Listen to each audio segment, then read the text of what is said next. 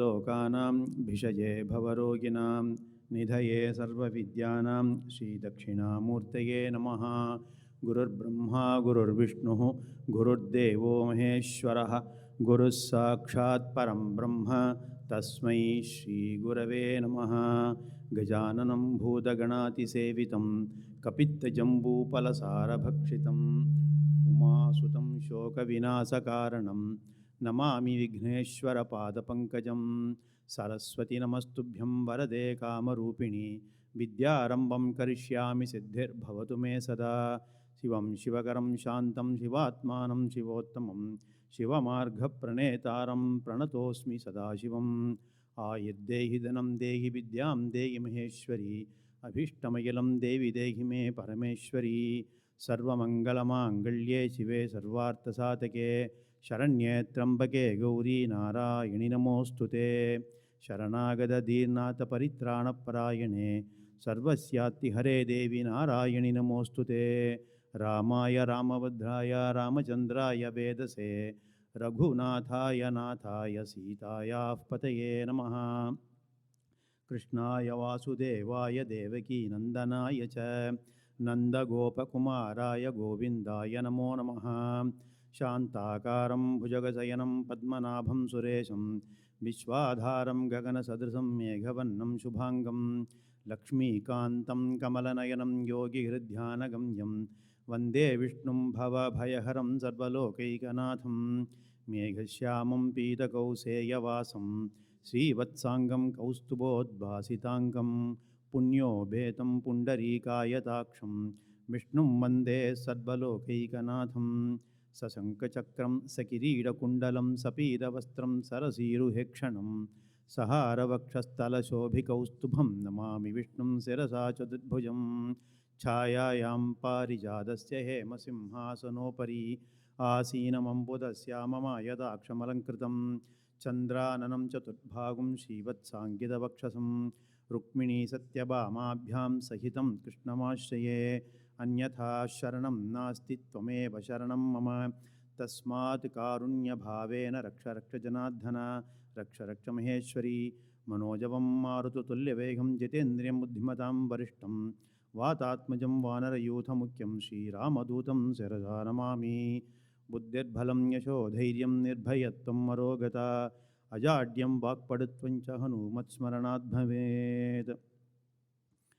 ॐ शुद्धस्फटिकसङ्काशं शुद्धविद्याप्रदायकं शुद्धं पूर्णं चिदानन्दं सदाशिवमहं श्रये। शङ्कारूपेण मच्चित्तं पङ्कीकृतमभूद्यया किंकरी यस्य सा माया शङ्कराचार्यमाश्रये।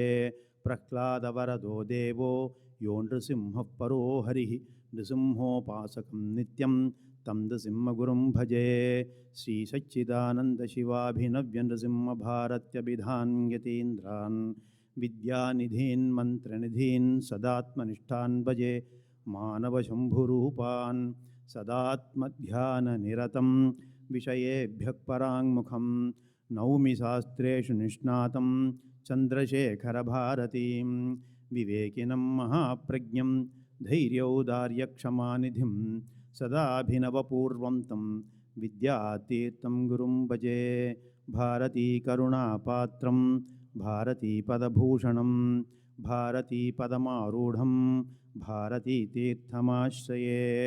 विद्याविनयसम्पन्नं वीतरागं विवेकिनं वन्दे वेदान्ततत्त्वज्ञं विधुशेखरभारतीं। मालासुधाकुम्भविबोधमुद्रा विद्याविराजत्करवारिजाताम् अपारकारुण्यसुधाम्बुराशिं श्रीशारदाम्बां प्रणतोऽस्मि नित्यम्. Today we will chant Kamala Jadayidashtakam. This slokam is composed by Sri Sachidananda Shivavinava Narasimha Bharati Mahaswamigal, about whom we will see the next session. Shringakshma Bhrannivase Shukamukhamunibhis Sevyamanaangri Padme Swangachaya Vidhuta Mridagara Swararad Vahane Vaksavitri Shambhushri Natha Mukya Maravara Nikarair Modataf Pujyamane Vidyam Shuddham Cha Buddhim Kamala Jadayite Satvaram dehi mahyam. Kalyadau Parvatisha Pravara Suragana Prarthita Shrauta Vartma Prabalyam Netu Kamo Yati Varavapusha Gatyayam Shungashaile Samsthapyarcham Prachakre Bahuvidanudibhis Satvamin Vardhachuda Vidyam Shuddham Cha Buddhim Kamalajadayite Satvaram Dehi Mahyam Papaugham Dhvamsayitva Bahujanirachitam Kimcha Punyari Malat Sampadhyastikya Buddhim Shruti Guru Vachaneshwadharam Bhaktidaryam Devacharya Dvijatishvapi Manunivaheta Nitantam Vidyam Shuddham Cha Buddhim Kamalajadayite Satvaram Dehi Mahyam Vidya Mudrakshamala Mrita Ghata Vilasat Panipatho Jajale Vidyadana Pravine Jadabhadiramuke Bhyopi Shighram Natebhya Kamadinantaran Matsahajaripuvaran Devi Nirmulya Vegad Vidyam Shuddham Cha Buddhim Kamalajadayite Satvaram Dehi Mahyam Karmasvat Mochiteshu Sthirataradhishanam Dehadardhyam Tadartham Dirgham Chayuryashascha Tribhuvana Viditam Papa Margad Viraktim Satsangam Satkathaya Shravanamapi Sada Devi Dattva Kripabdhe Vidyam Shuddham Cha Buddhim Kamalajadayite Satvaram Dehi Mahyam Matastvat Pada Padmam Na Vividha Kusumaif Pujitam Jatu Bhaktya Gatum Naivahamishe Jatamatirala Sastvat Gunan Divya Padyaihi Muke Seva Vihine Pyanupama Karuna Mardhakem Beva Krutva Vidyam Shuddham Cha Buddhim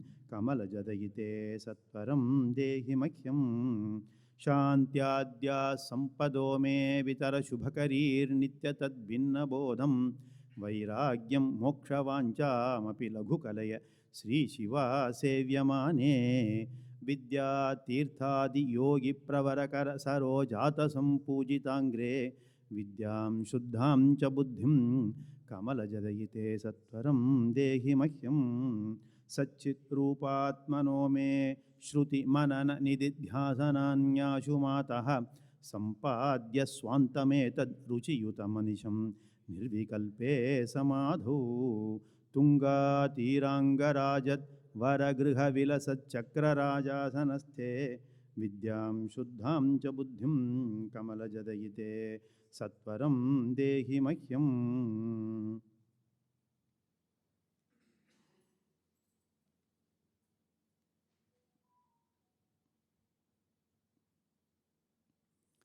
Namaskaram to all. Today we will see the Guru Parampara of Sringeri Shri Sharadha Peetham up to 32nd Acharya, Shri Vruddha Narasimha Bharati Mahaswamigal. In the last session we saw Shri Vidyaranya Mahaswamiji. When he was at far advanced age, he nominated Shri Chandrasekhara Bharati Mahaswamigal as his successor. Sometime after the nomination, with the permission of Guru, this Swamiji went on a pilgrimage to many sacred places. So only Vidyaranya Mahaswamigal is left in Sringeri. In the meantime, King Harihara of Vijayanagara Samrajya invited Vidyaranya Mahaswamigal to his kingdom once again. Vidyaranya did not want to disappoint him, so he wanted to go, but nobody to take care of the mutt activities. Therefore, he appointed another equally competent Sishya, Shri Narasimha Bharati, and then he left for Vijayanagara. Because of his age, he attains Videha Mukti in Vijayanagara Samrajya itself. So luckily at that point of time, because there is one Guru appointed, so he is taking care of the activities. Then on hearing the news of Acharya's demise, Sri Chandrasekhara Bharati Mahaswamigal, who was away on pilgrimage, rushes back to Vijayanagara Samrajya. So the king immediately took him to Sringeri and installed him as the Peethadhipathi. So he is the 13th Acharya. 12th Acharya is Vidyaranya, 13th is Chandrasekhara Bharati Mahaswamigal. He attained Vidyahi Mukti in the year 1389. Then Sri Narasimha Bharati, who was still then administering the Mutt under the guidance of Vidyaranya Mahaswamigal, so he came back to Sringeri. So he was appointed as the 14th Acharya. In addition to his own intrinsic merit, his own tapas, spiritual greatness, universal love, he came to be looked upon as an incarnation of Lord Narasimha himself by the devotees. King Harihara too had invited this Acharya to his kingdom and arranged for his stay there for some time. During this period, Acharya not only initiated the king in some mantra upadesham, but also he gave him valuable political advices also. So he also induced the king to undertake many social activities which would benefit the public at large. Then for a second time also the Acharya visited once again Vijayanagara on the invitation of the king, stayed there for some time. The king founded a small town for the Acharya in an attractive place where two rivers meet. And he also built a lot of rooms for other sannyasis to stay. So he also endowed extensive lands to Sringeri, including this grant which he made at that point of time. Sringeri Mutt began to hold lands with an aggregate permanent revenue of 3003 Varahan Berji. In those times, that is for the nomination. Pagodas. And Sringeri was known as Muvayiram Varahan Gramam in Tamil. Gramam means it is a village. Muvayiram Varahan means 3000 Varahan. Then this Swamigal attained Mahasamadhi in 1408. Then Purushottama Bharati was 15th Peethadhipathi for 40 years. During his period, some more lands were granted. It was all added to the Mutt. Then Sri Shankarananda Bharati became 16th Jagat Guru. He was there only for 6 years. See, normally when we say from, for example, 1448 to 1454 for 6 years, that means he is appointed as Sishya. He is there as a Peethadhipathi from 1448. His date of birth may be earlier. So we refer only from the date of Sannyasashrama to his Vidyahi Mukti. Generally, that is what it is. Later, another, see here in this Peethadhipathi, in the Parampara, there are many acharyas with the almost same name. So it may be more confusing, but all of them are recorded properly, so we don't need to worry about this order and all this. Once again, Chandrasekhara Bharati Mahaswamigal was the 17th Acharya from 1454 to 1464. Then Narasimha Bharati Mahaswamigal was there from 1464 to 1479 as 18th Acharya. Repeatedly it is coming. Then Sri Purushottama Bharati was there from 1479 to 1517 as 19th Acharya for 38 years. During this period, Vijayanagara Samraja was becoming weaker and weaker, and the Maharaja of Harihara Parampara were losing their grip on their own kingdom. In 1490, one Narasimha Nayakar, he was one of the army commanders. He became the king of Vijayanagara. You see, that is the status of the kingdom. But he was a nice man. The famous Krishnadevaraya happened to be the second son of this person, Narasimha Nayakar. He assumed the kingdom. See, he took over the kingdom in 1509. And then he ensured that Krishnadevaraya ensured that all the past glories were reinstated. And in fact, under his leadership, the Samraja became more popular. It grew more strong and famous. When Krishnadevaraya also had a lot of Shraddha and Bhakti to Sringeri, Peetham and the Gurus. When he was going to fight with his enemy, Kalinga king, he sought special blessings from Acharya, from Sringeri, Sri Purushottama Bharati Mahaswamigal. Jagat Guru was very happy that the king is having so much of Shraddha, so he blessed him and he sent his assistant Vidyaranya to Vijayanagara. It was during Navaratri time, so the king gave away one big village called Huyaru to the Mutt as Guru Kanikai. Because of special blessings of Jagat Guru, Krishnadevaraya defeated his enemy Kalinga king. Later, that Kalinga king surrendered to Krishnadevaraya, and in turn, he got one of his daughters married to Kalinga king. This is a political friendship and all this, so that's how it is. Later, Sri Ramachandra Bharati became 20th Acharya from 1517 to 1560 for 43 years. During his period, Krishnadevaraya's cousin brother Sadashivaraya became the king, and he had gifted a village called Pasti Halli as a mark of respect to Jagadguru. When he was touring Karkala area, the Jains living in that area invited him to their temple. Jains do not have Vedam as their pramanam. So it seems Acharya was compelled to visit. So because of his mantra Shakti, Acharya, it seems he changed the Jain Vigraha in the temple to Lord Padmanabha Swami himself. So that is the Shakti these Acharyas have. Then Sri Narasimha Bharati Mahaswamigal became the 21st Acharya from 1560 to 1573. During this period, Vijayanagara Empire was totally defeated and destroyed in a war with Bijapur Sultan in a place called Talaikottai. After the defeat of Vijayanagara king, the kingdom naturally got disintegrated into small kings. In Tamil, Kurinila Mannargalnu Solva. Small areas, it will be led by one head. Like that it became. The 22nd Acharya was Sri Narasimha Bharati Mahaswamigal from 1573 to 1576, only 3 years. And once again, this 23rd Acharya, his name is also Narasimha Bharati Mahaswamigal. He was there from 1576 to 1599. Then, Sri Abhinavan Narasimha Bharati Mahaswamigal was the 24th Jagadguru from 1599 to 1622. We saw about this Mahaswamigal briefly in the last session. So we will go through that. During his period, a place called Bidadur or Ikkeri, that was Samsthanam, the very famous Samsthanam in those days, was ruled by Lingayats.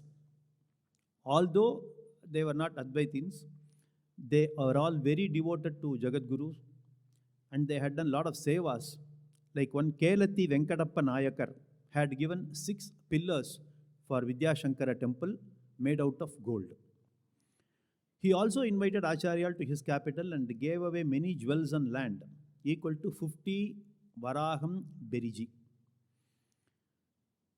And all these Acharyas, their objective was to offer special worship to Sri Malahanikareshwara temple there. On various occasions, this has been a tradition by various Jagadgurus since the days of Adi Shankaracharya. Over the centuries, the Jagadgurus have taken care of this temple by building shrines,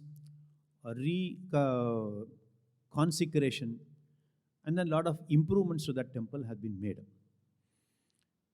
This 24th Acharya, Abhinavan Narasimha Bharati Mahaswamigal, he wished to have a dedicated shrine for Mahaganapati. Now you may recall, Stamba Ganapati. He meditated because till the time the Ganapati was not there, only Malahanikareshwara only was there, not even Bhavani Amma. So then he meditated on the form of Mahaganapati. He invoked Ganapati and mantra and then did tapas there. With a piece of turmeric, he drew the shape of Mahaganapati, the form of Mahaganapati he was having in his mind.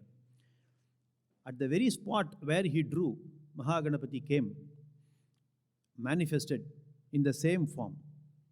Even to this day, Bhagavan Mahaganapati is known as Stamba Ganapati, and whomsoever go to that Malahanikareshwara Kovil, first there they used to pray only Mahaganapati. It is Stamba Ganapati, then only they go to Malahanikareshwara.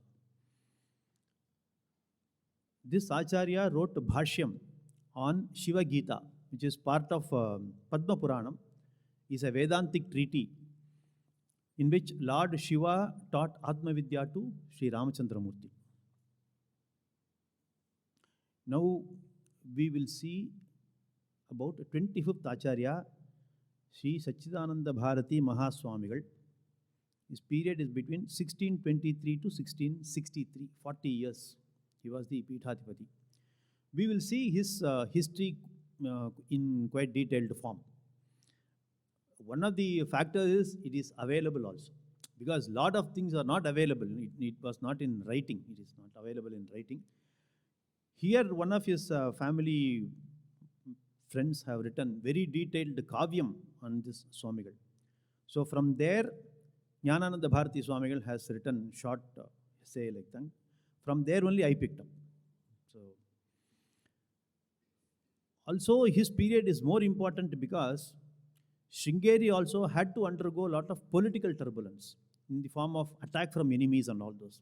Sringeri was also not exempted from that. This was one of the most turbulent periods in the history of South India. Because of Jagadguru Sri Sachidananda Bharati Mahaswamigal's tactful approach and his deep devotion to Sharadha Ambal, he could steer safely through all the crises and could maintain the dignity and prestige of Sringeri Math also. We will go through in detail actually. In a village called Shri.Kailasanath, in the interior of Madurai district, Tamil Nadu, generally Sringeri Acharyals, like they are selected from Andhra Pradesh or Karnataka and all those. He was one of the Acharyals who came from Madurai district. There lived about 400 years back a family of Vertan scholars who belonged to Garga Gotram and were proficient in Yajurveda. One Alakatri Bhatta was the third son of Ahobala Bhatta, a renowned family. He married Timmamba. One night, that lady had dreamt of a pure white conch being given to her. She considered it very auspicious omen, and soon she became pregnant and gave birth to a boy on 5th August 1607. The parents looked upon the boy as the prasada of their Kuladaivam, who is none other than Lord Narasimha, and they named him promptly as Narasimha. About 4 years later, they were blessed with another boy who was named Brahma. But unfortunately, within 1 year from that day, the mother passed away, Timmamba. The father felt bound to send the children to his wife's brother, Yalla Avadhani, who was then in the village called Veera Bhupala Samudram, a few miles away. Then the father went away on pilgrimage to north because he had lost his wife also. He had two small children. So after giving those children to his brother-in-law, he had gone to north on pilgrimage. Sometime thereafter he returned, took the children back to his village and had the Upanayana ceremony of Narasimha. On the advice of his elder brother, he got married to the daughter of one Narasimha Bhatta as second wife. The elder boy was left in the custody of two Vedic scholars. Both of them were named Rama for studying Yajurveda. In a very short time, this young boy, Narasimha, picked up Yajurveda very, very well. He completed the Veda fully and earned the admiration of all scholars in that region. Alakadri left the boys once again with his brothers-in-law and started on another pilgrimage to the north. Then, the village in which these people were living were plundered by robbers. So, all of them decided to migrate to some different place. So, Sringeri was the first place in their mind because one of their relatives were living in Sringeri, where the eldest of them were already living, highly respected as Vedic scholar and as a strict observer of Vedic rites. That is the person who lived in Sringeri. Father Alakatri Bhatta, he returned just about that time and took charge of the children and was immensely pleased at the progress of his elder son Narasimha in his Yajurveda.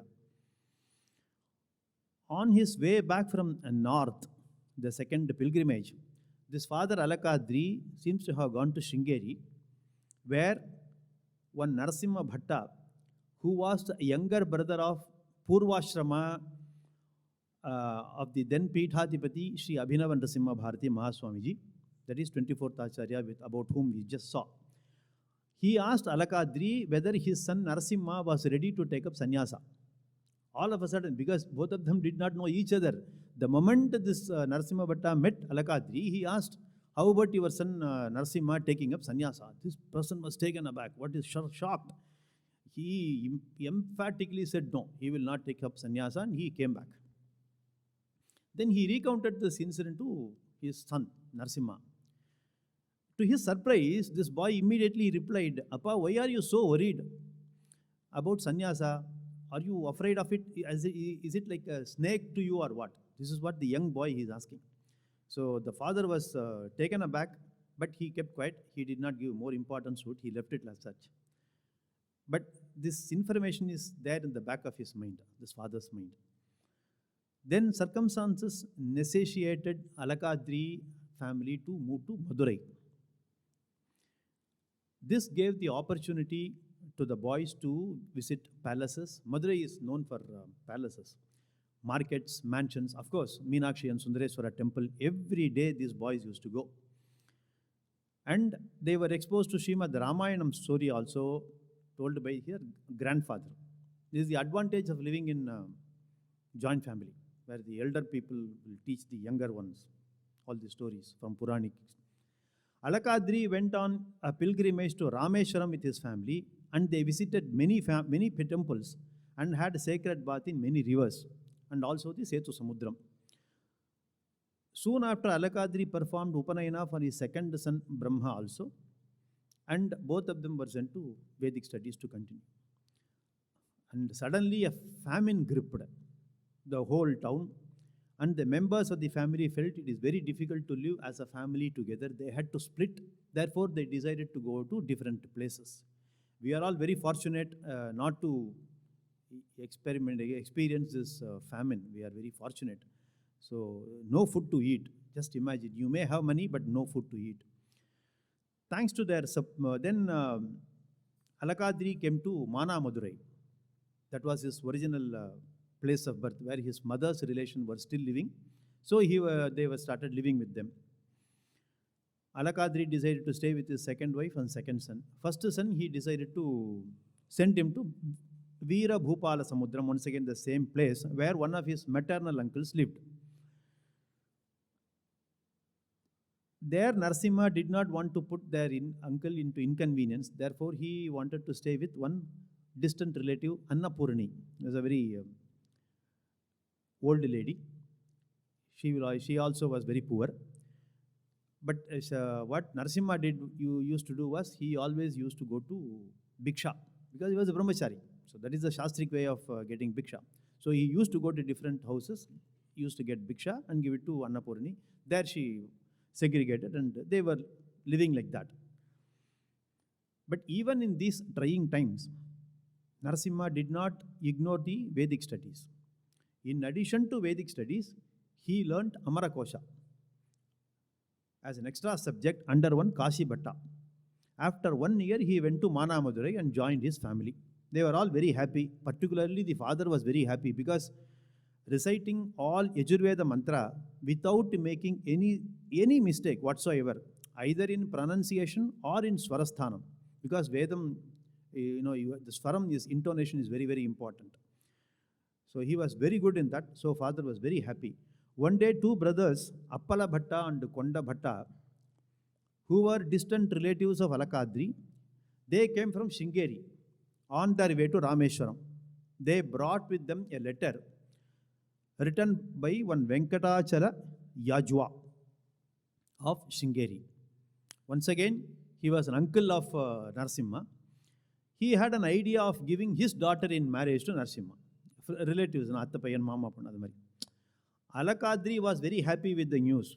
In fact, Narasimha also knew about this girl. He wanted to marry her.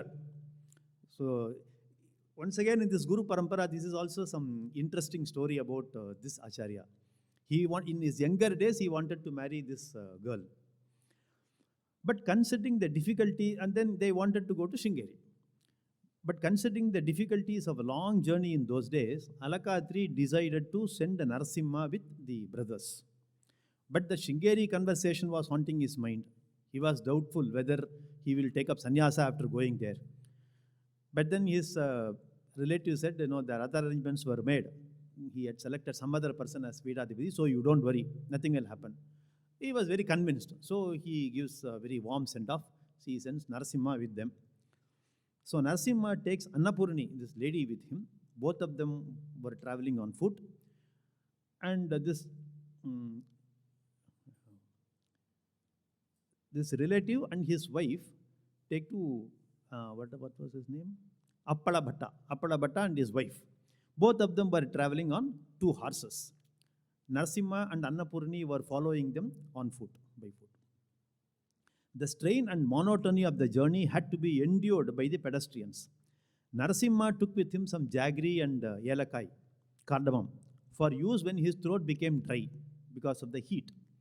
But Annapurni all the time gave him very pep talk, sort of. So he encouraged him and all this. So somehow they moved on. The hard journey was completed. Then finally they reached Sringeri. Appala Bhatta kept Narasimha in his house for 2 days. And then only he asked him to go to his uncle's relative's house. There his relative made all the arrangements to teach other shastrams to Narasimha. In fact, they had made necessary arrangements to teach him Agnihotram and Ishtikaryam also to him. He learned all of them. That was to be done only by Grihastha, not by Brahmachari. But he learned the procedures and mantram. He also learnt kavyas. Then he did service to his grandmother and uncles, learning his lessons and visiting Ambal temple, Sharadha Ambal temple, and also seeking the Acharyal's blessings was his daily routine. He found a great pleasure in noting the wonderful features of Vidyashankara temple and Sharadha Ambal temple, Malahanikareshwara temple. All these temples this young boy used to go. While Narasimha was thus staying in Sringeri, Navaratri festival came. As usual, there was a big gathering of all learned scholars from different parts of country, from north to south, then musicians, all of them. So Narasimha was asked to recite Yajurveda in that August assembly, where Gurunathara was also present. His recitation created a very favorable impression, particularly of the Acharya himself, who was closely watching this boy. He was treated with, other people had treated him with great respect because he was to be the son-in-law of Venkatachala Yajwa. While matters thus stood, everybody was looking forward to that wedding. Yajwa was summoned to the presence of Acharya and faced with a bombshell that he must surrender his nephew and the prospective son-in-law to the Acharya, so that the boy might become a sannyasi and be nominated as successor to the Peetha. Yajwa and his young brother tried their best to dissuade Acharya from giving this Narasimha to him. But Acharya stood very firm and his resolve, so much so they gave up the resistance, they all agreed. The boy of 15 years of age, after giving his consent to the Acharya, he not in the least regret that decision later. So we can understand, we can imagine how much of vairagyam, what extent of vairagyam this young boy of 15 years must have, because all along he was thinking and he went to Sringeri to get this girl married. But suddenly, all of a sudden, this Acharya himself had asked him that, you have to become sannyasi, and he accepted immediately. Then from that day onwards, no more thinking about worldly life, married life and all those. He was duly initiated into sannyasa ashrama on 12th September 1622, when he was entering his 16th year, and given Sri Sachidananda Bharati as Diksha Namam by his Guru. Soon after the initiation, the young Swami was taken in procession with the Guru in the golden palanquin, attended by all the paraphernalia of the Mutt. First of all, they go to Malahanikareshwara temple, have darshan, come back to Sharadamba temple, and then back to Mutt. The Acharya immediately arranged for his further studies of Shastram, and he himself undertook the responsibility of teaching the young Swami Vyakarana Shastra. So that was his responsibility. He looked after the disciples' welfare with a deep, like a father, affection, and was thankful to Sharadha Ambal for giving him such a worthy disciple to succeed him in the Peetha.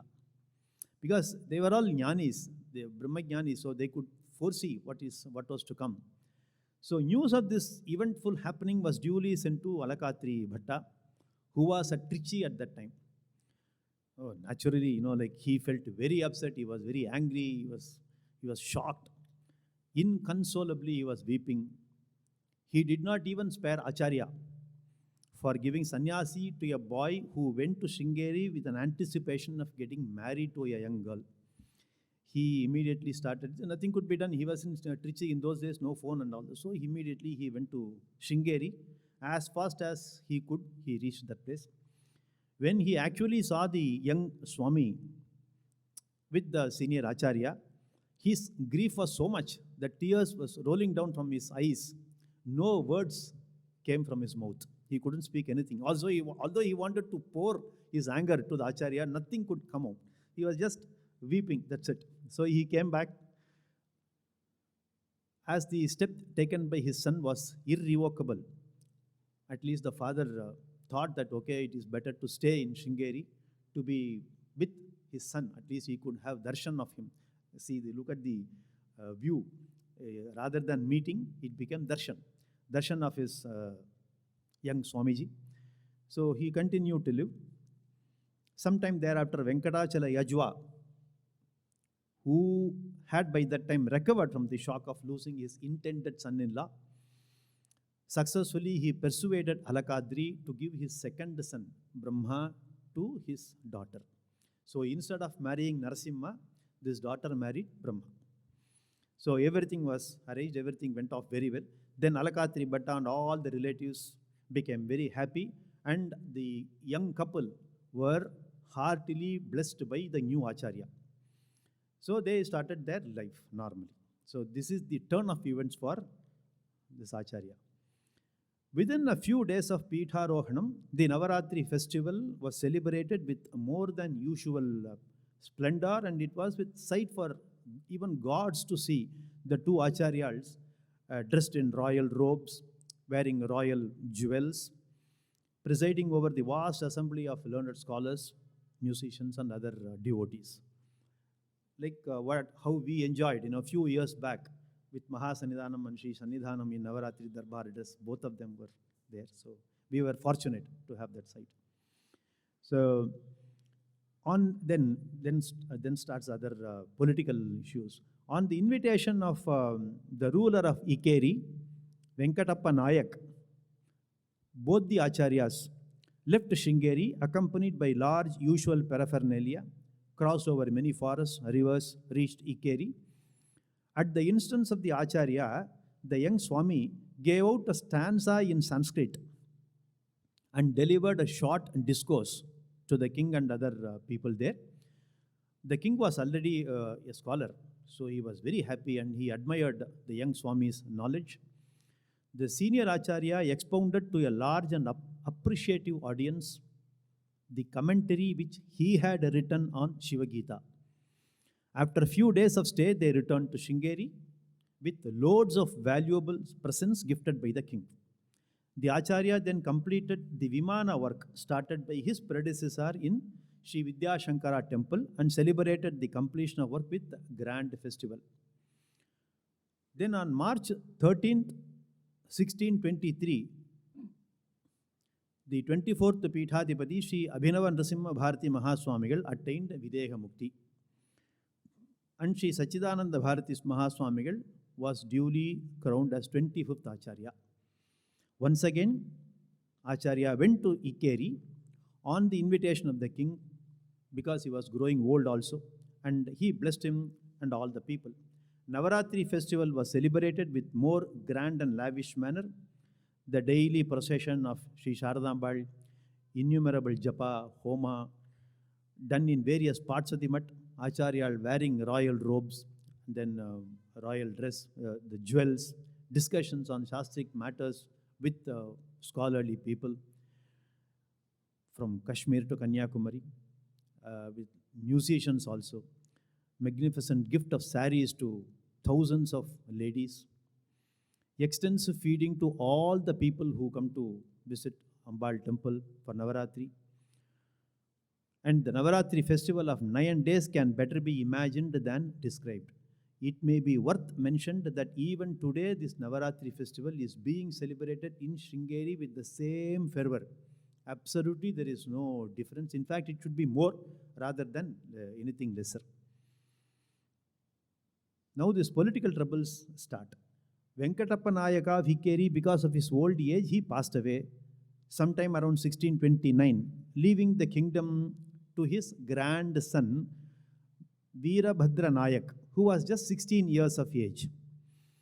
Naturally, those petty chiefs who had been kept under check or on captivity by Venkatappa Nayak began to raise their heads. Among them was Bhairava. He was a villain. So this Bhairava, who set up his capital in a place called Kalasa, he secured possession of large territory, including Sringeri, because there was no king in that place. So he took up. His real intention was to plunder the mutt and take away all the jewels and all the valuables from there. But he wrote a formal letter to Acharya, inviting him to come to his place and bless him. He was a dreaded enemy. All of them, a lot of people advised Acharya in not going to that place. But in spite of all his advices, Swamiji decided to make the visit. When he approached the town, Bhairava himself came out, received him with due honors, and they both went to Kaleshwara temple. There was a temple in that place. The chief felt it there, look at his reaction. The Bhairava felt it delicate to make any demand to Acharya. So what he did was, with a view to impress him with his military might, okay, because he was a king, he wanted to become the king. So naturally, he will think only in those terms. He arranged for some 2,000 soldiers appearing before the Acharya with drawn swords and bowing to him. Just imagine the sight. One Brahmajnani sitting there, and in front of him, some about 2,000 people, all security, all army people, with the swords drawn. And then they are bowing to Acharya. Acharya, but then coolly accepted the hospitality shown to him. He was enjoying his stay there with daily bath in the river Sthitaprajnan. What Krishna told in Bhagavad Gita, Sthitaprajnan. River Bhadra, visited Kaleshwara temple. He was going about doing his daily puja, japa, contemplation, all those things. Nothing stopped. After about a month, Acharya returned to Sringeri without any problem. But Bhairava did not spare the citizens of Sringeri. He was extorting a lot of money from them. So therefore, a lot of rich people fled Sringeri for the fear that they had to part away their wealth.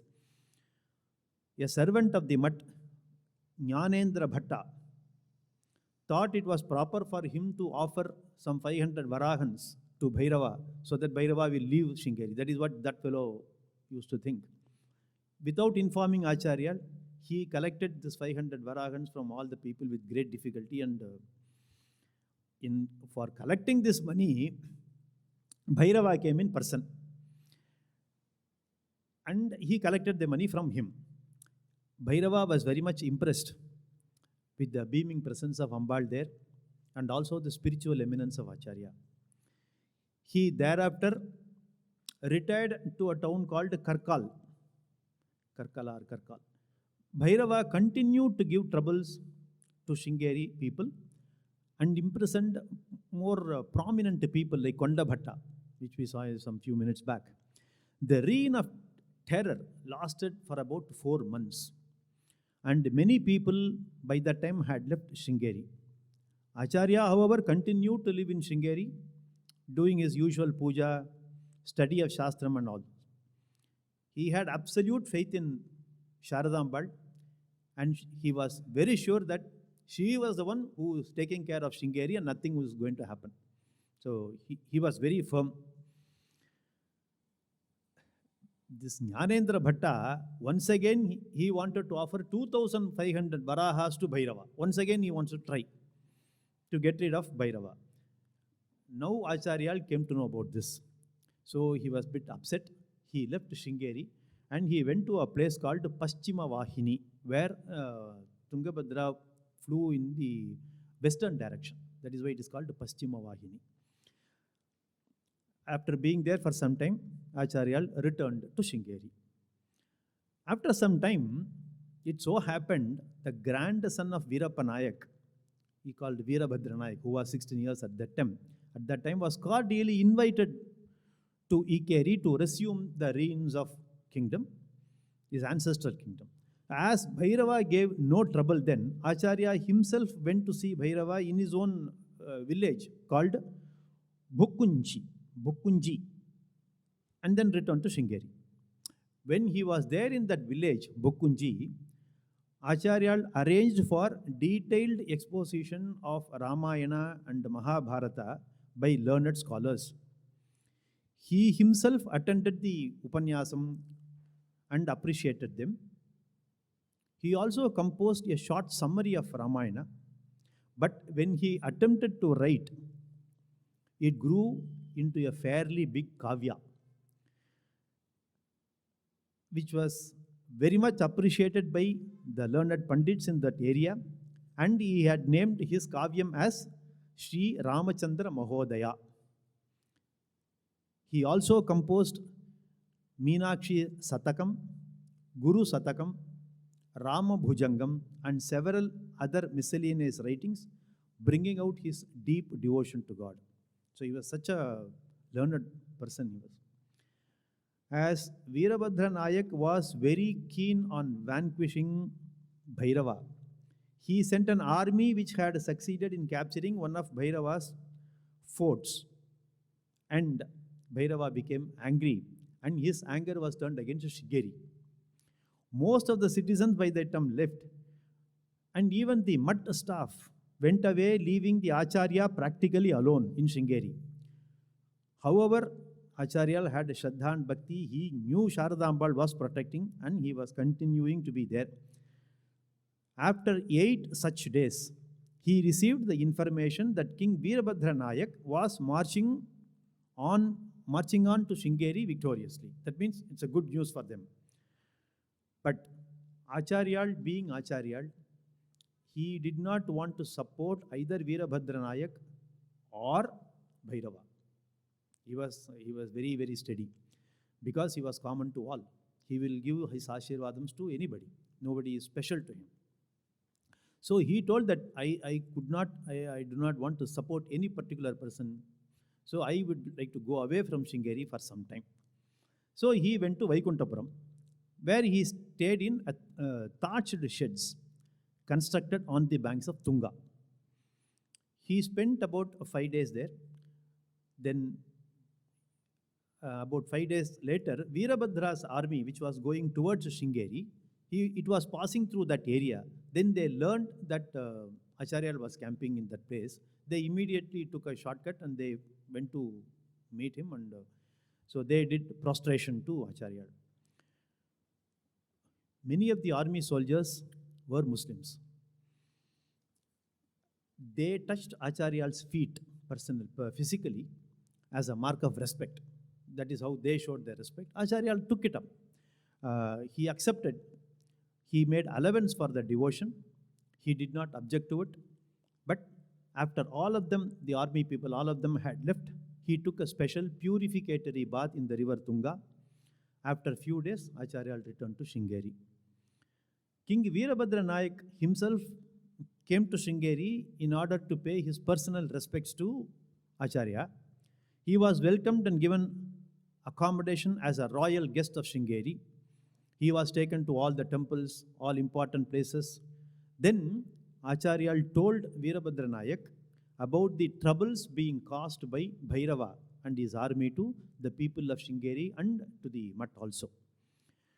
King Veerabhadra solemnly promised that he would take care of Sringeri. He would take care of Bhairava also, and then left Sringeri with his only personal guards after leaving all the other army in Sringeri itself to safeguard the Math. His intention was very good. He deployed all the army staff in Sringeri itself. Bhairava got very wild on hearing the news of Veerabhadra visit to Sringeri, and he was taken around the place. Acharya blessed him and all those things. So it infuriated Bhairava more. So he was more determined to capture Sringeri, and he was At any cost, he was ready to plunder Sringeri. He increased his army, fully equipped, and also secured the help of another chief of Belur. With the additional army, he was planning to come. Just at that time, the officer in charge of King Veerabhadra Nayak, stationed in Sringeri, you see what he did. He withdrew most of the army and sent them to another fortress, stationing just a few horses and only 300, about 300 foot soldiers at Sringeri, giving rise to the impression that this fellow would have been bribed by Bhairava. Even in those days, bribing was common. The inhabitants fled the town, and the most intimate devotees of Acharya advised Acharya to go away from Sringeri. Acharya went to Sri Sharadha temple and fervently cried, "Oh mother, you only can save the people and Sringeri from the evil forces." Absolute surrender to Bhagavan by the Brahmagyani for the sake of people. Finding that Sringeri was not in a position to defend itself with very few soldiers to defend, Bhairava advanced with his army and after a short but very heavy fight succeeded in entering the town of Sringeri. All the inhabitants, young and old, ladies and men, they all children rushed to the Mutt compound and sought refuge there. Acharya, hearing about this attack, retired to his private chambers and took to intense japa, intense tapas, praying goddess for safety of all the people from the enemies.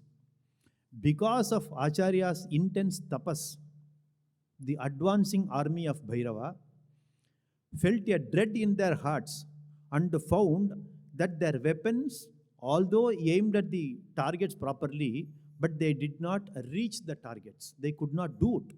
It was only because of tapas of Acharya. Meanwhile, the chief of Belur, who came to support Bhairava from the other side of Tunga, he noticed the golden stupas of Sri Vidyashankara temple and Sri Malahanikareshwara temple and bowed to them from his seat on the horse, decided not to advance to Sringeri and not to fight in Sringeri because he realized that Sringeri was such a holy town with temples, Jagadguru, and with so many learned Brahmanas. So he did not want to support, he did not want to fight with Bhairava. He wanted to be a spectator and he stopped his army on the other side of Tunga. In the meantime, King Veerabhadra had heard about all this. Therefore, he had sent a huge army under another commander-in-chief, Devaraja.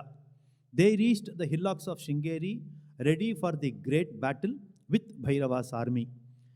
In addition to Acharya intensifying his own japa, Acharya made arrangements for reading Durga Saptasati by competent devotees. With the army surrounded in all sides of Sringeri, all were expecting a very heavy fight in the next morning. But to the surprise of all, the morning was very quiet, as though nothing had happened. As it transpired that the entire army of Bhairava had decamped during the night itself. Nobody could understand what happened, how it had happened, nobody. That night, the deities Durga Parameshwari, Kaligamba, Hanuman, and Kalabhairava, all these four Daivangal, Kaval Daivangal of Sringeri, they appeared in the dream of Acharya on that night. And they showed him their limbs hurt by the missiles of the enemies. Acharya at once understood that they had given battle with Bhairava's army the previous night and successfully driven them away out of sheer terror. So that is how the Sringeri was saved from the enemies because of Kaval Daivangal. This incident naturally enhanced the fame of Acharya, having thus relieved Sringeri of political troubles which threatened to destroy it. Acharya turned his attention to the improvement of the village. He introduced a just form of revenue settlement. See what knowledge he had. built dams for irrigation, and increased aircar net production. Kottapak. In those areas, this pak is very famous. The people became contented and happy. Acharya, with a better peace of mind, engaged himself in congenial routine of puja, japa, study, and contemplation. After some time, it appeared that somebody was in wrongful possession of the Shakha Mat in Kudali and properties. The then king Shivappa Nayak gave all of them back to Sringeri Acharya, who went there in person to take possession of Kudali Mat and its properties, because it was Sringeri's branch Mat. So he took back. He had a temple built and consecrated Lord Shiva in that place under the name of Rameshwara in Kudali. In Malahanikareshwara temple, Acharya wanted to build a temple for Bhavani. In the last session we saw. And he built it. He consecrated the temple.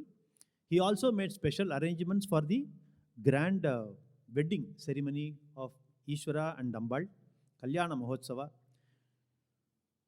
It is worthy to note, he himself had composed the slokas to be recited during the wedding celebration. Even today it is being done. In accordance with his directive, every year on Vaishakha Shukla Dwadasi, Girija Kalyana Mahotsavam is celebrated in a grand manner, which is due to happen next month or so. The speciality of this Bhavani Ambal Vigraham is that there are holes in her ears for wearing tadakams and a hole in the nose to wear bullak, which is very, very special, which we cannot find in any other temples. This is very unique to this Murti. Then he initiated Sri Narasimha Bharati in the year 1663, attained Videha Mukti on 16th July 1663. Sri Narasimha Bharati Mahaswamigal was the 26th Acharya. Then Sri Sachidananda Bharati Mahaswamigal became the 27th Acharya for about 35 years. Then Abhinava Sachidananda Bharati Mahaswamigal was 28th Peethadhipathi. Then Abhinava Narasimha Bharati Mahaswamigal was 29th Peethadhipathi, but attained a Siddhi within a short period of 3 years. He was succeeded by Sri Sachidananda Bharati Mahaswamigal as the 30th Acharya from 1770 to 1814. During this time, the Tipu Sultan, the son of Hyder Ali, ascended the throne of Mysore, reached the height of glory, and also had his fall at the hands of the British. One Purnaya, his prime minister of Tipu Sultan, did not like the 30th Acharya, Sri Sachidananda Bharati Mahaswamigal. He wanted to teach him a lesson. When the Acharya was touring in Mysore, this Prime Minister Purnaya arranged for an assembly of learned Pandits, from whom he chose one, and who would hold a debate with the Acharya. Acharya coolly accepted this challenge, but insisted on one condition. A curtain should be thrown in front of him, as it was not the dignity of Peethadhipathi to engage in some argument with somebody else. The condition was accepted by Purnaya, and debate began. Soon assumed a very superior level. As hours passed, Purnaya thought he heard the voice of a woman on the Acharya's side. Impelled by curiosity, he pushed aside the curtain a little bit and saw what is happening on the Acharya's side. Imagine his surprise when he found Shri Sharadha herself there in human form, and imagine his greater surprise when he found the same figure transformed slowly into Acharya himself. So immediately he drew aside the curtain and prostrated himself in front of Acharya with repeated prayers for pardoning him for doubting his greatness. So this incident shows that there is no difference between Sakshat Sharadambal and Acharya. Even today, you can see Sri Sannidhanam, Vidushekara Bharati Mahaswamigal also, he is equal to Sri Sharadamba. Whatever he says becomes truth. and he says only the truth. That is the greatness of Acharyas. The letters written by Tipu Sultan to the Mutt bear testimony to the great veneration in which the Jagadguru was held by Tipu. He repeatedly requested Acharya to offer prayers to Bhagavan and send his blessings for the success of his undertakings. He had his own personal agenda, but then he had lot of faith in Jagadguru and his pujas. He strongly urged performance of Sahasra Chandi with a view to extermination of his hostile enemies. And he paid all the expenses, including those of feeding 1,000 Brahmana Bhojanam for 40 days continuously. For 1,000 Brahmanas were fed for 40 continuous days. He later writes that the rite was really most effective. That also he writes. Then he invited Jagadguru repeatedly to his capital Srirangapatnam for seeking rains and good harvest. Because he knew wherever the Acharya goes, rain will come. He even decided to make although he was a Muslim ruler, he desired to make a pilgrimage to Sringeri, but it did not seem to happen. It is well known that after the death of Tipu Sultan in 1799, the Hindu dynasty was once again restored to its glory under the leadership of Diwan Purnaya, that Diwan who doubted Acharya's greatness. After the restoration, the Acharyas once again was invited to bless the royal family of Mysore, and he went in 1811 and 12 to Mysore. This Acharya had undertaken Vijaya Yatra to many places, including Chennai, Tirupati, Kanchipuram, Madurai, Rameshwaram, Thiruvananthapuram, and all those. It seems in Chennai he had stayed in the first Sringeri Mutt in Chennai, situated in Krishnappa Nayakan Agraharam in Georgetown in the year 1792. That was the first Sringeri Mutt. Even now you can see in Georgetown, Krishnappa Nayakan Agraharam. When after an eventful reign of 44 years, the Acharya thought it proper to nominate his successor. I think I'm running out of time. I think I can maintain that. And he had identified a boy from Sringeri to be his successor. And he informed Mutt people also. However, that boy was in Varanasi for his higher studies in Vedanta Shastram. As it was not known when that boy will come back to Sringeri, His Holiness felt that in view of his declining health, an immediate nomination is a foregone conclusion was necessary. Therefore, he selected an equally competent student, gave him sannyasa in the year 1814 under the name of Abhinava Sachidananda Bharati Swamigal, and nominated him as his next successor, that is, as 31st Acharya. And this Acharya attained Siddhi the very next day. Next day, he happened to shed his mortal coil. See what thoughts these people, these jnanis have. So the new incumbent assumed the leadership of the Mutt from the next day.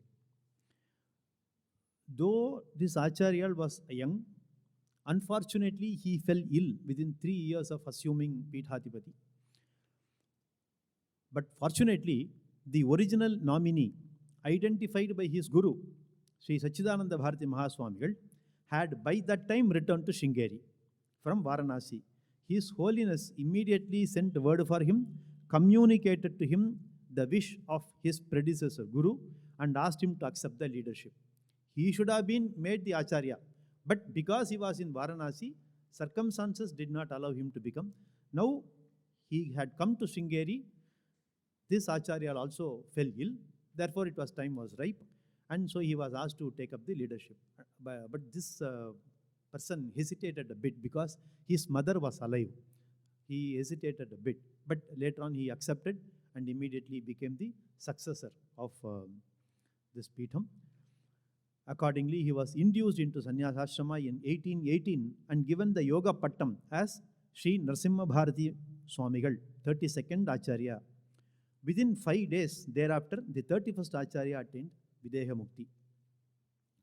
The 32nd Acharya is known by the name Vriddha Narasimha Bharati Mahaswamiji, was a great tapasvi and yogin. And he remained as Peethadhipathi for 62 long years, out of which 40 years he spent in travel, Vijay Yatra. Several Maharajas and nobles welcomed him, sometime miles away from their capital town. Themselves they used to come, and themselves walking all the way back, holding the golden palanquin in which Acharya was seated. His intense tapas made everybody obey his advice, whatever they may be. He was born on 14th of Kartigai Masam in Pingala Varsham 1797 in a family of hereditary scholars in Sringeri. His zest for learning Shastras made him walk all the way to Kasi, not once, twice, under various pandits there. Along with Shastras, he had acquired great proficiency in the practice of Yoga Shastram. And the then Maharaja of Mysore has recorded in his Ashtotra Satanamavali that the Acharya was capable of 80 kinds of different and very difficult yogic postures. He had conquered not only his hunger but also sleep as well. When he was about 40 years of age, he had given up annam or rice as his bhiksha. He started consuming only vegetables and fruits. And after some time, he stopped even that also. He started only with pagarkai, bitter gourd, as his bhiksha. From 40 years until 82, he was eating only pagarkai. So he was known as Pagarkai Swamigal. Very difficult to believe, but that is what it is. He had lived like that. He was an expert in many languages as well. When Acharya was on Yatra to Bangalore, one Browning, who was the then commissioner of the Mysore state, paid him a sudden visit without announcing anybody, and he went in that place where he was camping. It was midnight. But he found Acharya doing puja, Chandramonishwara puja, because he would sleep only for 3 hours, it seems. All the 21 hours he will be doing puja or tapas or mantra japa or something like that. So he was doing Chandramonishwara puja all alone without assistance. He used to send all these assistants back home because they had to sleep. They are normal people. But this Acharya continued with his puja. So he was very surprised, this Browning, and the letters of that Englishman give expressions to the great respect he had for the Acharya. Similarly, when Acharya was doing puja, is in one of the devotees' house in a place near Mysore. At dead of the night, he noticed a figure wearing a shawl leaning on one of the pillars in the hall. He understood who it was. He sprinkled a few drops of water, Narasimha Mantra Tabivan Tirichutu, he just threw it on that figure. The figure immediately disappeared, crying aloud that it was unable to bear the heat from that water. Later, the shawl which was worn by that figure was found on a well in that house. Later on, the house owner admitted that his house was haunted by a Brahma Rakshas, and he was scared that Acharya would not come for his house had he known this fact. Therefore, he did not tell him the fact that Brahma Rakshas is there, it is giving trouble.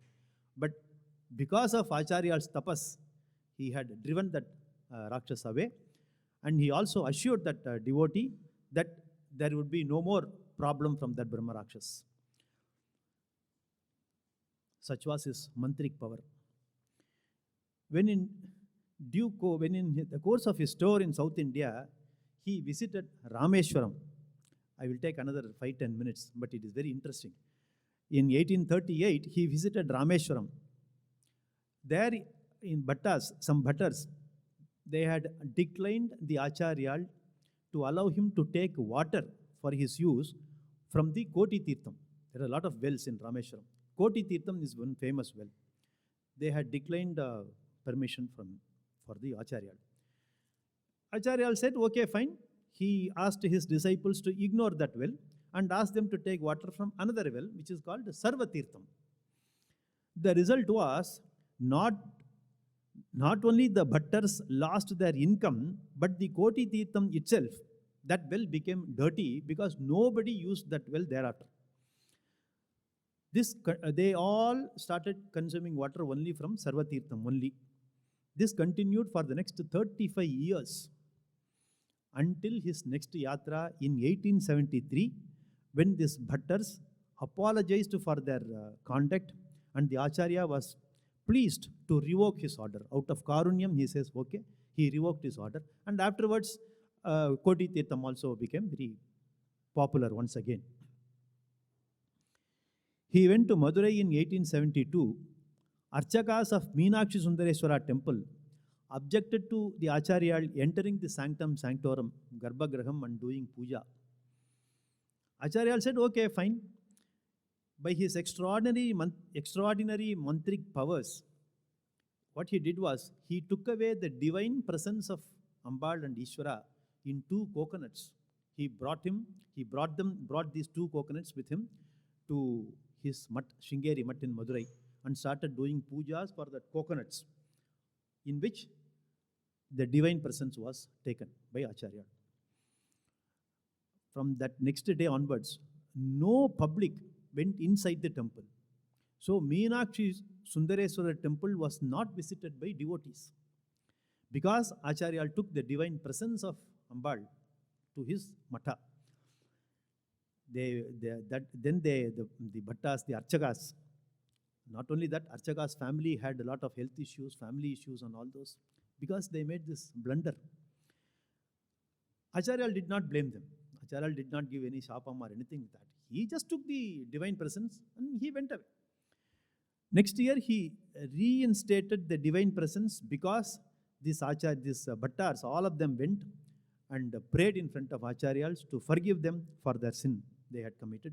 Then he reinstated the divine presence in the murtis once again, and people started going to the temple. But the puja which was started in Sringeri Mat for Ambal and Ishvara, even now it is being done as a regular puja there. Then he had undertaken yatra to many places. Once again, Chennai and several places in South India, Bombay, Presidency in those days, Hyderabad state, North India, Prayagraj, Kasi also. Once again in Chennai, he had stayed in Georgetown Mutt for 2 times, in 1837 and 1870. And then another incident, when he was near Pune, passing through a dense forest once, he chose to fix his camp itself for that night in that place, the dense forest. At midnight, he was performing his usual puja. At that time, a band of robbers came there, but they waited for the puja to get over, and later on, they demanded all the jewels of the deities there to be given to them. Acharya said, even if I give it to you, you cannot take it. So forget about it. Forget about, you just go back. They would not listen. They said, no, you have to give. They demanded. Acharya said, okay, fine. So you throw your blanket on the floor. I will give away all the jewels. They threw their blanket, and Acharya threw away all the jewels on that blanket. And they said, okay, you go. This group of robbers tried to pull the shawl with all their might. It would not give way. It will not come. It was so heavy. Then what happened, they tried with their might. The shawl, they were thrown back. The shawl came with them. The jewels fell on the floor. They were carrying only the shawl. But the place where the jewels were on the shawl were completely burnt because of the heat generated. So these robbers were very scared, and they fell at the feet of Acharya, asked them to pardon them for the sin they committed. Acharya said, God is common for all, including robbers. There is no difference. But you should have devotion to pray God, and you should not have this intention of robbing jewels and all those. From that day onwards, this group of robbers, gave protection to Acharya and his devotees and his group of people going through the dense forest, and then they did lot of service to the Acharya also. So that is how this mantra shakti of Acharya turned this band of robbers into devotees. One more incident was there, when he was passing through one area where it was occupied by other than Vaidika people. They were throwing stones at the palanquin of Acharyas. So people told Acharya not to go. In Tamil, it is written very well. அவள்லாம் கல் எறிகிறா அந்த சைடில். So அந்த சைடில் நீங்கள் ஆச்சாரியால் போக வேண்டாம் அப்படின்னா, கல் எறிகிறாளா எரியட்டுமே அப்படின்னு விட்டார் ஆச்சாரியால். That moment, those people who were throwing stones, they found their houses were on fire. Because Acharya told eriyatume, he went, okay, let them throw stones, no problem. But the mere word eriyatume had its impact where it should. So that is how, not for without reasons he was considered a great Acharya. He had so much of mantric power and tapas, because of his tapas, nothing else. In 1866, when he was about 70 years of age, he took the boy Sivaswami, who was an 8-year-old boy, the son of one Kunigal Sri Rama Shastri, the court pandit of Mysore, as his Sishya. The boy was initiated into sannyasa ashrama by the Acharya, and he was given the name Sri Sachidananda Shivabhinava Nrasimha Bharati Swamigal, and was nominated as his successor. This happened while on tour. In Mysore it happened. After continuing his tour for nearly 12 years with his young Swami, sannyasi disciple, Acharya came back to Sringeri and he shuffled off his mortal coil on 23rd May 1879 at the age of 82. This 33rd Acharya was Sri Sachidananda Shivabhinava Nrasimha Bharati Mahaswamigal, undoubtedly an incarnation of Sri Adi Shankara Bhagavad Padal, about whom we will see in the next session. Namah Parvati Pataye Hara Hara Mahadeva.